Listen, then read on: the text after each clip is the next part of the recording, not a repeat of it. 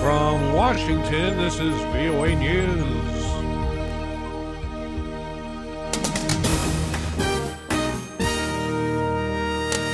Syria and Iran assist Baghdad against Sunni insurgents. Thousands flee eastern Ukraine as end of ceasefire looms. I'm Ray Kukil reporting from Washington.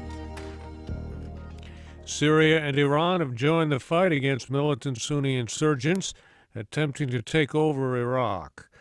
Iraqi Prime Minister Nouri al-Maliki says Syrian warplanes targeted militants earlier this week on the Syrian side of the Iraqi-Syrian border. The attacks occurred Tuesday. Mr. Maliki said he welcomed them, but that he did not ask for them. Iran is also supporting the Shia-led Baghdad government, supplying tons of military equipment and deploying surveillance drones in the Iraqi skies. Suspected al-Qaeda militants briefly seized a Yemeni airport Thursday in a gun battle with security forces before the army retook the airfield. Authorities say at least 6 of the rebels were killed in the attack on the Sayun airport, along with at least 3 soldiers.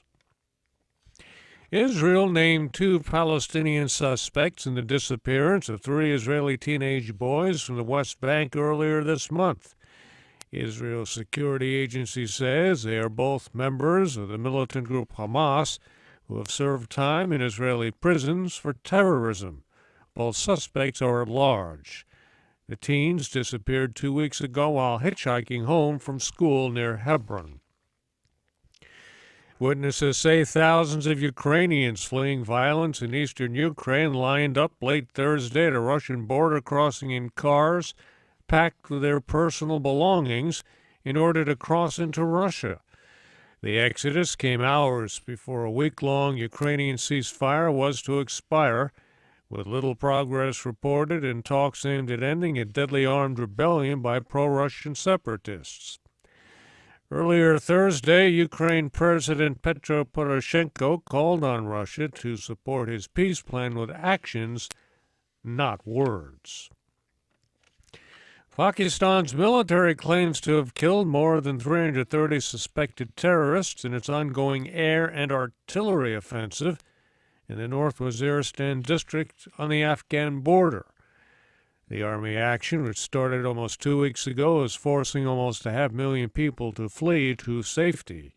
Most of them are women and children.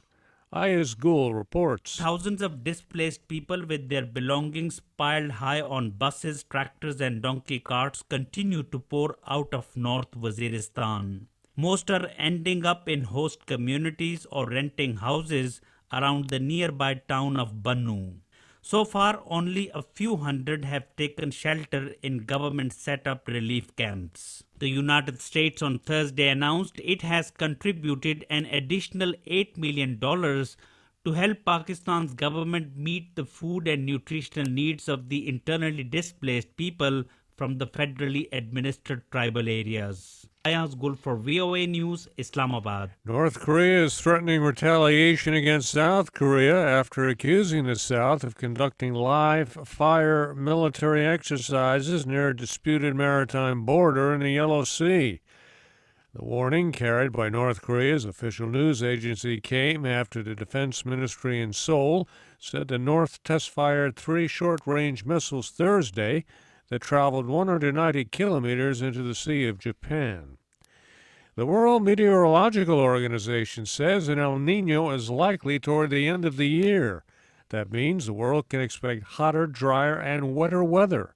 Lisa Schlein has details. El Niño is characterized by unusually warm ocean surface temperatures in the central and eastern tropical Pacific.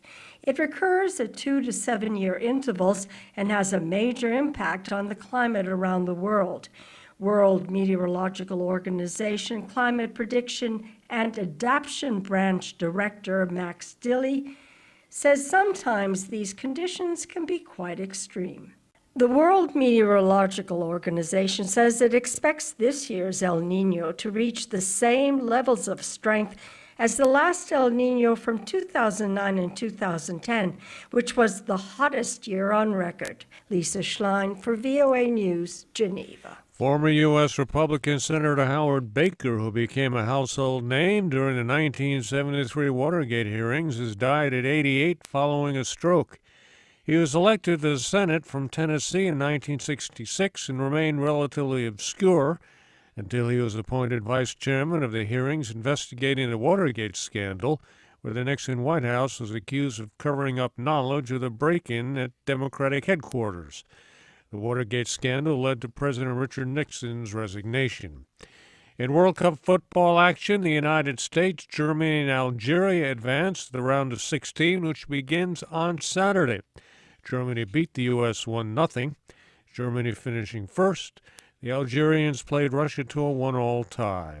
The U.S. will play Belgium, which defeated South Korea 1-0.